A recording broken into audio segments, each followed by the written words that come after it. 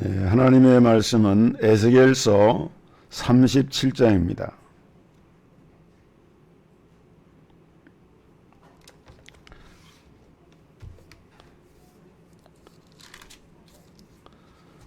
구약 성경, 제가 가진 성경은 1209면 되겠습니다. 에스겔서 37장 본문을 다 읽지 않고 1절에서 6절까지, 그 다음에 15절에서 17절까지 제가 봉독했습니다. 먼저 1절입니다. 여호와께서 권능으로 내게 임하시고 그 신으로 나를 데리고 가서 골짜기 가운데 두셨는데 거기 뼈가 가득하더라. 나를 그 뼈 사방으로 지나게 하시기로 본즉 그 골짜기 지면에 뼈가 심이 많고 아주 말랐더라. 그가 내게 이르시되 인자야 이 뼈들이 능히 살겠느냐 하시기로 내가 대답하되 주 여호와께서 아시나이다. 또 내게 이르시되 너는 이 모든 뼈에게 대언하여 이르기를 너희 마른 뼈들아 여호와의 말씀을 들을지어다. 주 여호와께서 이 뼈들에게 말씀하시기를 내가 생기로 너희에게 들어가게 하리니 너희가 살리라. 그 다음에 15절 말씀을 봅니다. 여호와의 말씀이 또 내게 임하여 가라사대 인자야 너는 막대기 하나를 취하여 그 위에 유다와 그 짝 이스라엘 자손이라 쓰고 또 다른 막대기 하나를 취하여 그 위에 에브라임의 막대기 곧 요셉과 그 짝 이스라엘 온 족속이라 쓰고 그 막대기들을 서로 연합하여 하나가 되게 하라. 내 손에서 둘이 하나가 되리라. 아멘.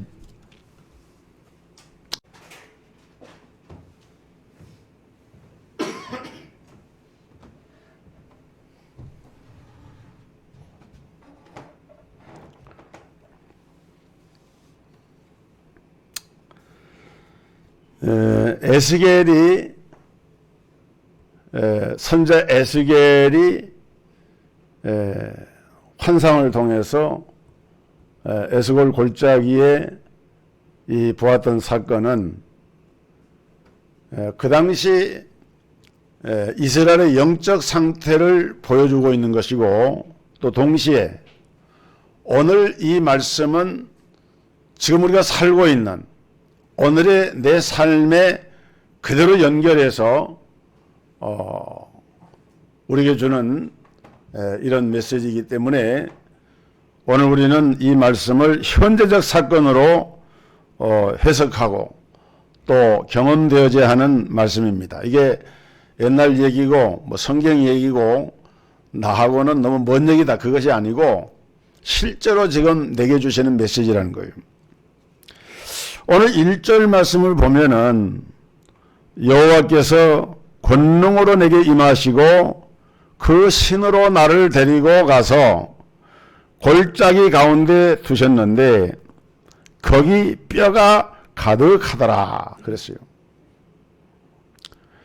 근데 2절에 보면은 나를 그 뼈 사방으로 지나게 하시기로 본즉 그 골짜기 지면에 뼈가 심이 많고 아주 말랐더라.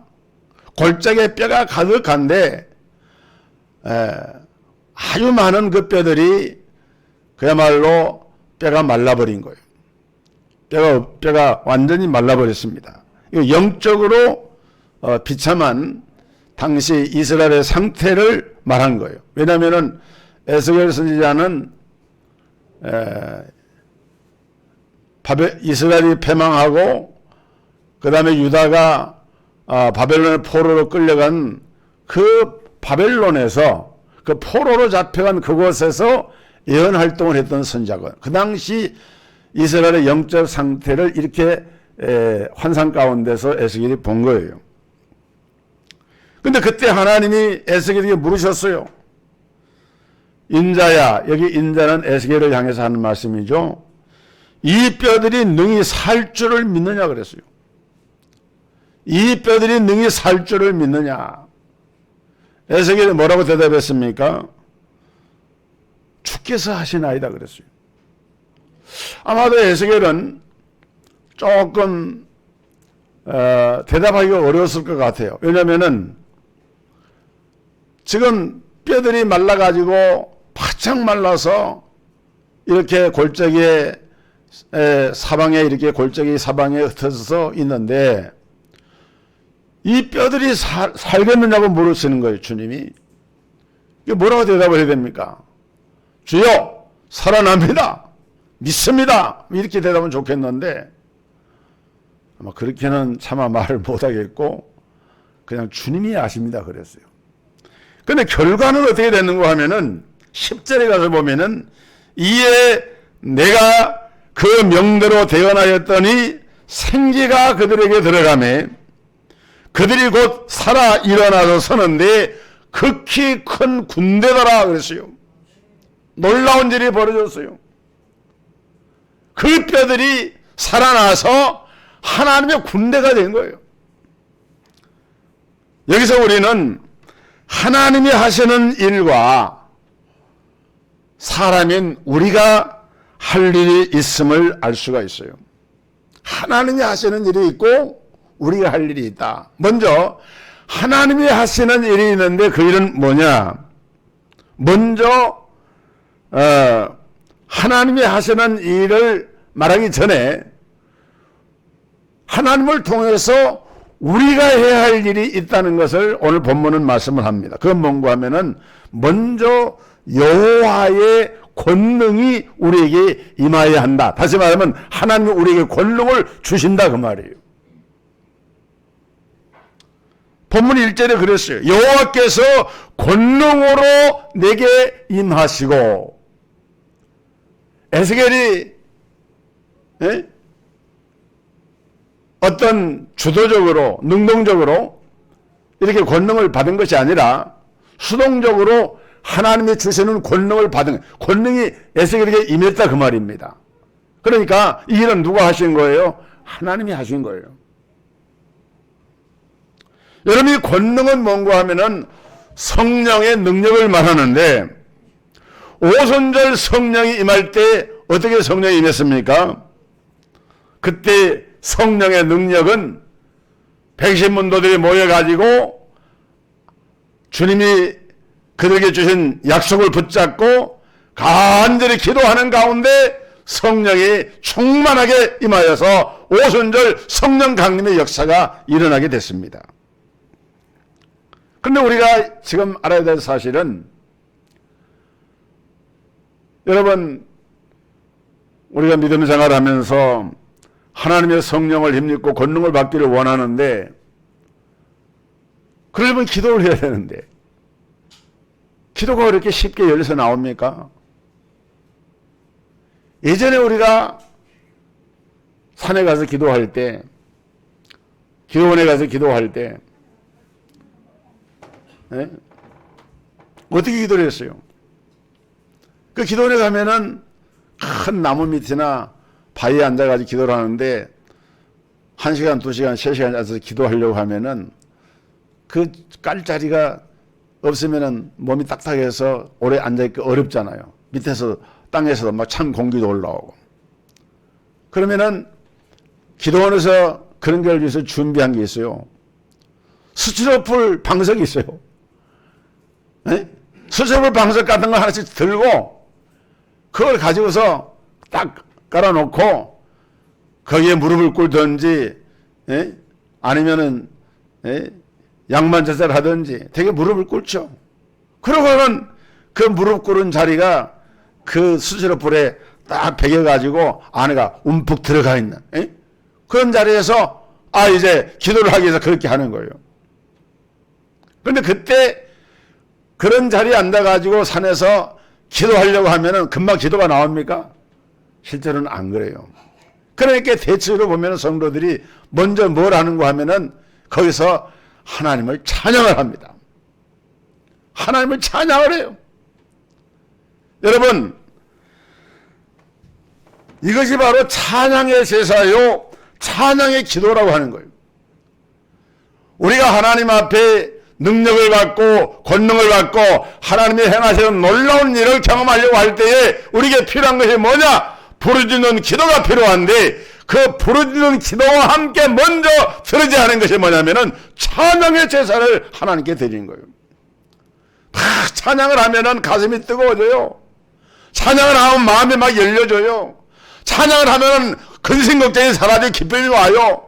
그러면서 하나님의 말씀을 붙잡고 하나님께 기도할 때 거기에 능력이 나타나고 은혜가 나타나요. 그래서 시편 148편 1절로 4절에 보면은 합심하여 드리는 찬양 기도가 나옵니다. 할렐루야, 하늘에서 여호와를 찬양하며 높은 데서 찬양할지어다. 그의 모든 사자여 찬양하며 모든 군대여 찬양할지어다. 해와 달아 찬양하며 광명한 별들아 찬양할지어다. 하늘의 하늘도 찬양하며 하늘 위에 있는 물들도 찬양할지어다. 천지와 모든 만물들이 하나님을 찬양하는데 그 찬양 이 찬송시에 있는 내용을 보면은 그 찬양이 바로 곡주인 기도예요. 기도. 여러분 구약의 다윗 같은 사람은 찬양을 참 많이 했고 찬양을 잘했어요. 그래서 찬양대를 만들어서 다윗은 하나님을 찬양하게 했고 본인도 수금을 타면서 하나님을 찬양을 했고 또 하나님을 찬양하는 시인 찬양시를 시편이 150편인데 73편 절반에서 두 편이 뭐냐 그게 표제가 다윗의 시라고 그랬어요. 다윗의 찬양시. 얼마나 다윗은 찬양을 즐겨 했는지 몰라. 그래서 성경에 보니까 이스라엘의 노래 잘하는 자가 다윗이다. 사무엘하 23장 1절에 이는 다윗의 마지막 말이라. 이새의 아들 다윗이 말하며 높이 올리운 자 야곱의 하나님에게 기름 부음 받은 자 이스라엘의 노래 잘하는 자가 말하도다. 노래방 가서 노래 많이 하려고 그러지 말고 여러분 주님을 마음껏 힘있게 찬양하시기를 주의 이름으로 축복합니다. 하나님을 찬양을 해요. 하나님을 찬양하면 능력이 나타나요. 권능이 임해요. 하나님을 찬양하는 것이 곡조 있는 기도예요. 그래서 바울과 실라는 빌립보 옥중에 갇혔을 때 밤중쯤 때요 바울과 실라가 하나님을 찬미하며 여러분 손발이 다 묶이고 감옥에 갇혀있는 죄수의 몸인데 뭐 기쁜 일이 있다고 바울과 실라가 찬양해요. 다윗은 하나님 앞에 얼마나 찬양을 많이 했는지 유언장에다가 기록을 하기를 이스라엘의 노래 잘하는 자가 노래 잘한다 그러니까 이 뭐 세상 노래겠습니까? 그거 아니죠. 하나님을 찬양한 거예요. 그 엄청난 시련, 핍박, 도망을 다니고 어려움을 당하고 난리가 나고 많은 고통스러운 일들을 당했지만은 이러한 것들을 이겨낼 수 있는 힘의 원천과 권능과 능력이 어디서 나왔느냐? 하나님을 찬양하는 찬양의 기도 속에서 이런 능력이 나온 거예요. 그것을 우리 하나님께서 주신다 그 말입니다. 에베소 5장 19절에 시와 찬미와 신령한 노래들로 서로 화답하며 너희의 마음으로 주께 노래하며 찬송하며 찬양을 이렇게 하면 얼마나 즐겁겠습니까? 사실은 우리 예수님도 복음서에 보면은 십자가를 앞에 두고 감람산 올라가실 때 찬미하며 가셨다고 그랬어요. 네? 예수님 제자들 마지막 만찬을 드시고 그 다음에 이제 감람산에 올라가시대요. 십자가 죽음을 앞에 가시는데 우리 하나님은 우리 예수님은 찬송을 하면서 가셔. 찬미 제사하는 게들. 그래서 히브리 13장 15절에 이러므로 우리가 예수로 말미암아 항상 찬미의 제사를 하나님께 드리자. 이는 그 이름을 증거하는 입술의 열매니라. 여러분 하나님께서 우리에게 입을 주신 것은 밥만 먹고 그냥 세상 말만 하라고 주신 게 아니에요. 하나님을 찬양하라고 구속의 은혜를 감사하라고 하나님의 권능을 힘입기 위해서 찬미의 제사를 하나님께 드리라고 우리에게 찬양할 수 있는 입을 주신 거예요. 여러분 이런 복을 여러분 모두가 누리시기를 주의 이름으로 축원합니다. 호흡이 있는 자마다 여호와를 찬양할지어다. 우리가 숨 쉬는 이 숨이 멎어지는 호흡이 있는 자는 우리가 숨 쉰다 그 말 아닙니까? 숨을 쉴 수 있으면 찬양하라는 거예요. 숨을 쉴 수 있으면. 그러니까 우리가 주일날 오전 예배 시간 제약 가운데 찬양을 많이 못하는데 감사한 것은 오히려 우리가 찬양 예배를 드리잖아요. 예? 긴 시간 아니지만은 1시간 예배 드리면서 한 20분 남짓 찬양하는데 그 찬양이 얼마나 귀한지 몰라요. 예? 하나님 앞에 찬미의 제사를 막 드릴 때 옥타가 움직이고 옥문이 열리고 창고에 매는 것이 풀어지고 여리고 성문도 이제 문이 열려지고 흑암과 재앙들이 떠나가고 모든 질병과 악한 것들이 떠나가는 역사가 우리 성도들의 찬양의 제사를 통해서 이루어져요. 그래서 이런 찬양을 기쁘게 받으시고 우리에게 권능을 주시는 분이 바로 하나님이신데 그 일을 하나님이 하신다 그 말. 그걸 보여주고 있는 거예요.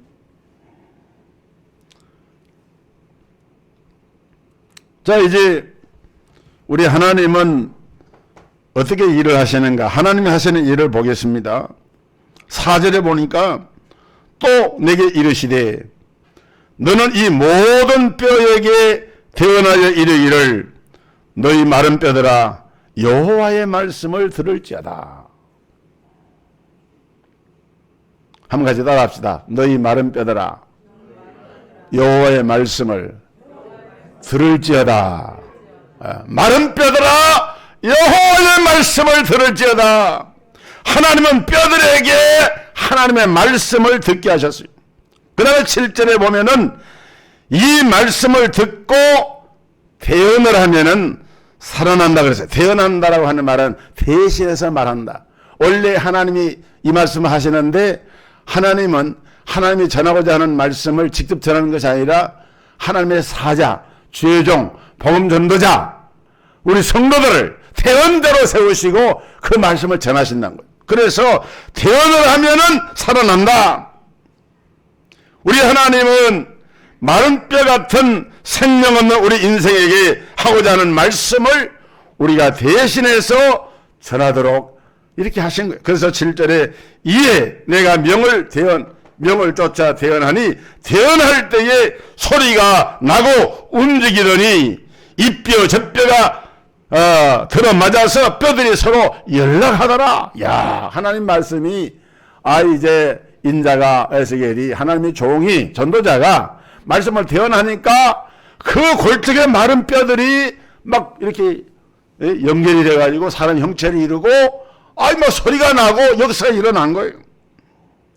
그 다음에 8절에 보면 더 놀라운 일이 벌어졌는데 내가 또 보니 그 뼈에 힘줄이 생기고 살이 오르며 그 위에 가죽이 덮이니 이제 뼈만 연결된 것이 아니라 이제 생명체가 이루어지는 이런 살이 덮이고 그 위에 뼈가 덮여가면서 형체를 이루어가는 역사가 일어났습니다. 이처럼 우리 하나님의 말씀을 듣고 대언하면은 놀라운 일이 벌어지는 거예요. 여러분, 오늘 우리가 구원의 길 메시지를 함께 나눴는데 제가 어제는 안성에 제 막내 처제 동서가 있어서 그 우리 함께 전에 교회 같이 섬겼던 그 문희숙 재작년에 권사 취임을 했고 어제 이제 그 김정환 지사님이 장로 장립을 받았어요. 그 동안성 교회에서. 그래서 저희 거기를 갔다 왔는데 가서 식 마치고 이제 차를 마시면서 얘기하는데 그 딸이 있어요. 인경이라고. 우리 교회도 조금 나왔었죠. 근데 남자친구가 거기 와서 이제 아직 결혼도 안 했는데 이제 자기 장인 될 사람이 장로 장립을 받으니까 아주 좋은 난 화분을 해놓고는 거기다가 글을 썼는데 미래 사위가 올림 그렇게 해가지고 딱 해놨더라고요. 그래서 내가 그 청년을 이렇게 같이 앉아서 이제 차를 마시면서 물어보니까 군대에서 훈련병 때 교회 한두 번 나가보고 교회 처음 나갔다. 교회 처음 거기 갔대요. 그래서 내가 복음을 전하고 싶어서 거기 이제 우리 형제들 한 10명 내외가 이렇게 아이들이랑 모였는데 구원의 길 메시지를 전했어요. 예.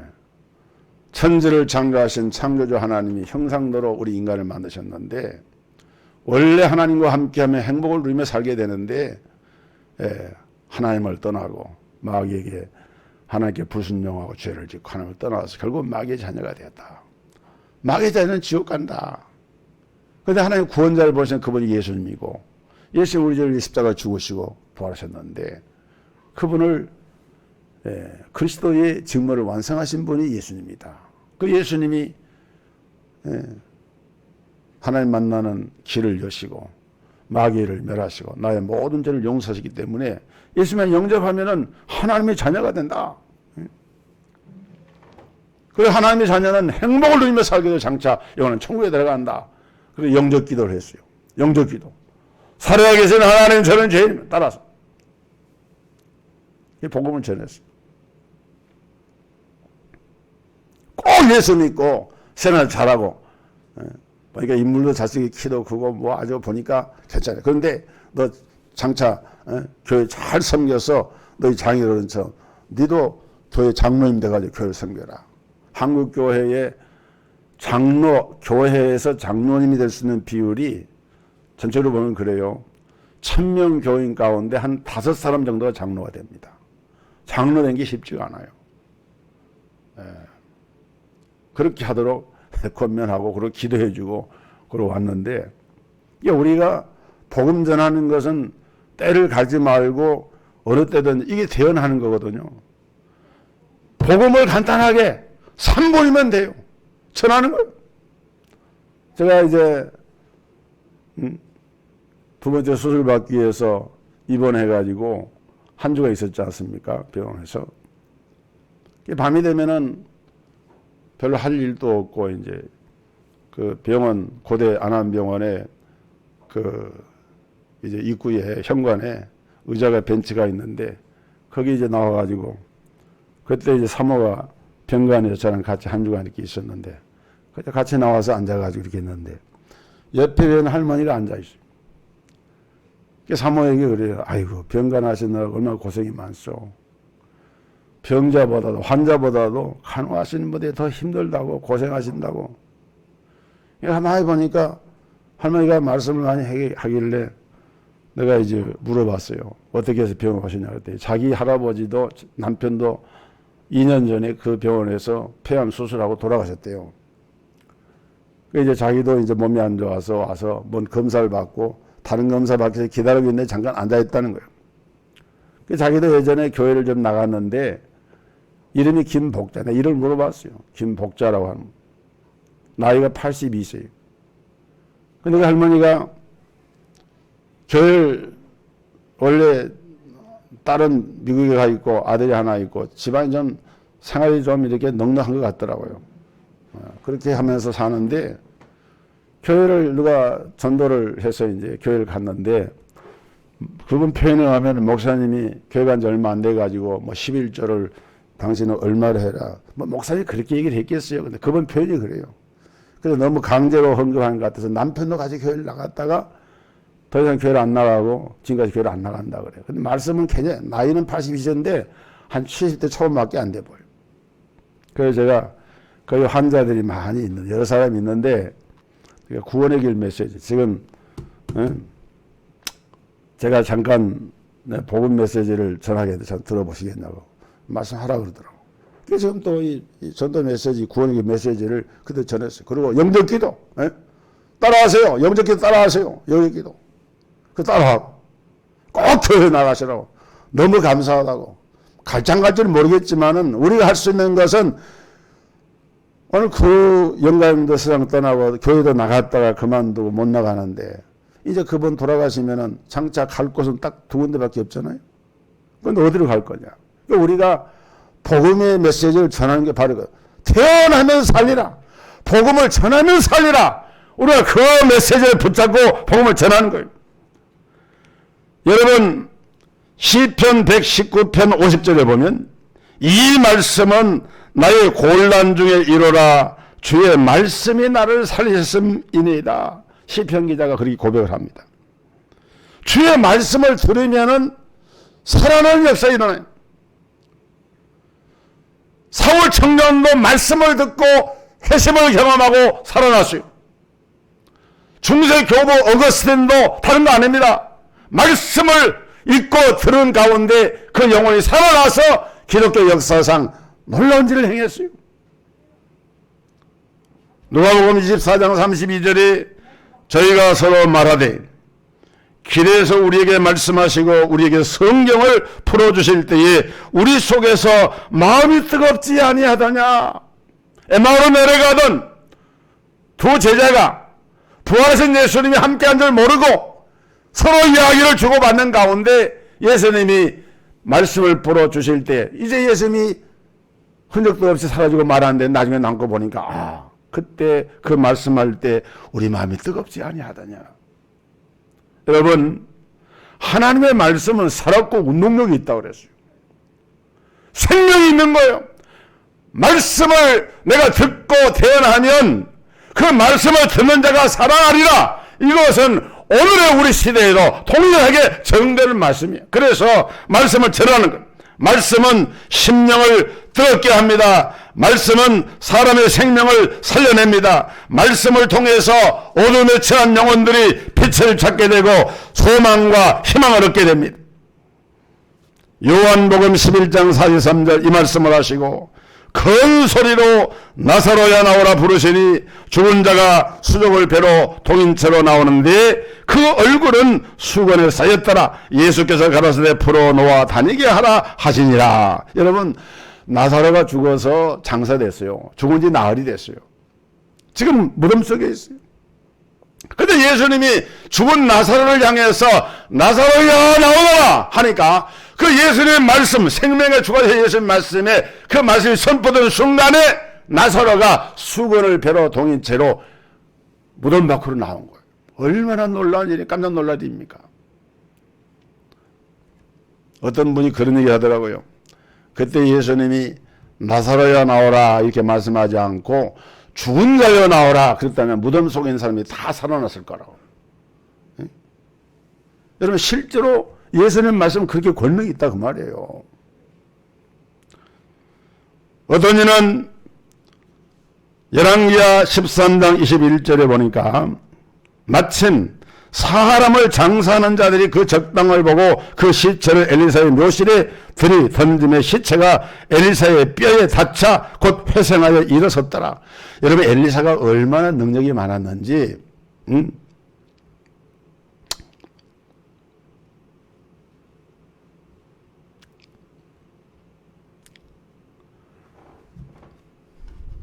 엘리사를 그 이스라엘 사람들의 그 무덤 묘는 좀 크고 이게 저도 이렇게 몇 군데 가봤지만은 석실이 이렇게 딱 돼 있어요. 그래가지고 이 돌을 깎아서 이렇게 방을 만들어서 거기에다가 시신을 둔 그런 구조인데, 근데 거기에 이제 시신 하나만 두는 것이 아니라 시신이 여러 개가 들어가죠. 넓으니까. 그 엘리사 묘실에다가 엘리사가 장사돼가지고 그 묘실에 들어가 있는 거 시체가 관에, 이게 이제 선배 시체죠. 무덤에 들어온 지 선배. 근데 후배 시체가 거기 관이 들어온 거예요. 그 들어왔는데 그 관이 그 엘리사 시체 닿자마자 그 죽은 관에서 죽은 사람이 시체가 살아났다는 거예요.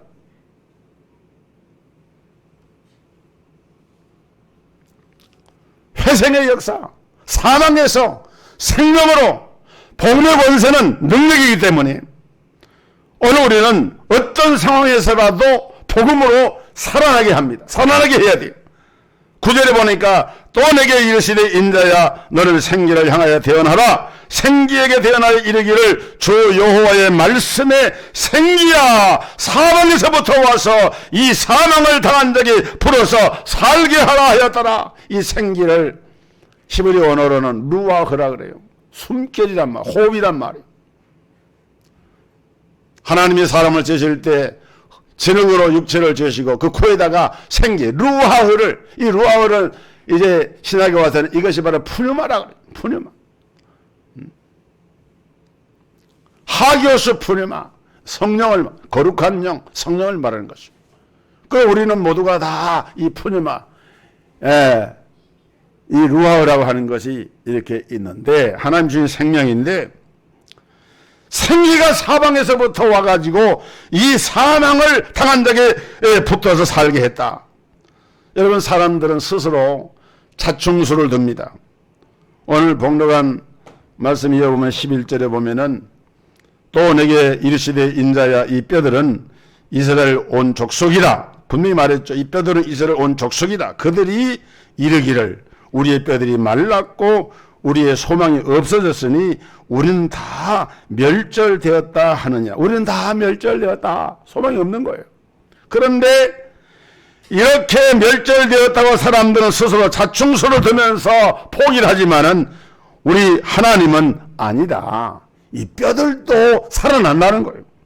5절에 뭐라 했습니까? 주 여호와께서 이 뼈들에게 말씀하시기를 내가 생기로 너희에게 들어가게 하리니 너희가 살리라 그랬어요. 여기서 일어납니다. 그럼 우리 성도들은 어떤 상황에 우리가 처해 있든지 간에 죽이는 말을 해서는 안 돼요. 살리는 말을 해야 돼요. 복음의 말을 해야 돼요. 죽는다, 죽어라, 망해라 그렇게 말하는 것이 아니라 산다, 살아라, 살아날 것이다, 흥해라, 복음 안에서 능력 안에서 모든 가능성이 열려있다고 하는 것을 믿고 그렇게 선포하고 그렇게 고백을 해야 돼요. 여러분, 잘 살아라, 잘 될 것이라, 복받아라, 이것이 주님의 말씀이고 이것이 바로 복음의 말씀이고 이것이 바로 선자 에스겔을 통해서 하나님께서 태어나라고 했던 구원의 메시지였어요. 자, 이렇게 복음이 증거되고 전파될 때 결과적으로 어떤 일이 벌어졌느냐, 연합의 축복, 둘이 하나가 된 역사가 나타납니다. 오늘 본문과 17절에 보면은 그 막대기들을 서로 연합하여 하나가 되게 하라. 내 손에서 둘이 하나가 되리라. 무슨 도리입니까? 원래 이스라엘 민족은 통일국가에 있을 때 이스라엘 나라 하나였잖아요. 그런데 솔로몬 아들 르호보암 때 나라가 나눠져요. 북왕국 이스라엘, 남왕국 유다가 갈라져요. 그래서 북왕국 망하고 유다도 망했어요. 그런데 하나님은 그 갈라졌던 유대 이스라엘 민족이 유다와 이스라엘이 하나가 된다. 또 요셉과 에브라임이 또 하나가 된다. 그러니까 갈라지고 나눠졌던 것들도 복음이 역사하면은 거기에 연합이 되고 하나가 된 역사에 일어날, 이것이 바로 새 일을 행하시는 하나님의 역사인 거예요. 그래서 우리가 실제로 복음이 우리 속에 들어오게 되면은 사단의 역사는, 원래 마귀라고 하는 존재는 자꾸 분리를 시켜요. 죽음이라고 하는 뜻도 분리한다는 말이잖아요. 근데 하나님의 역사는 연합이 되게 하고 하나가 되게 해요. 모든 겸손과 온유로 하고 오래 참음으로 사랑 가운데서 서로 용납하고 평안을 매는 줄로 성령의 하나 되게 하신 것을 힘써 지키라. 몸이 하나요 성령이 하나이니 이와 같이 너희가 부르시면 소망 안에서 부르심을 입었느니라. 주도 하나요 믿음도 하나요 세례도 하나요 하나님도 하나이시니 곧 만유의 아버지시라. 만유 위에 계시고 만유를 통일하시고 만유 가운데 계시도다. 우리 예수 믿는 사람들은 어떤 경우에서라도 분리를 하고 미워하고 대적을 해서는 안 됩니다. 어떤 분이 글을 쓴 걸 읽어봤는데 자기 아버지를 죽인 공산당은 용서해도 자기 남편은 용서할 수가 없다.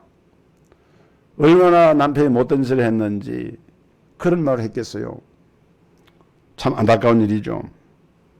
그러나 우리는 가까운 사람끼리 서로 용서하고 용납을 해야 돼요. 이것이 복음 가진 자의 삶의 태도입니다.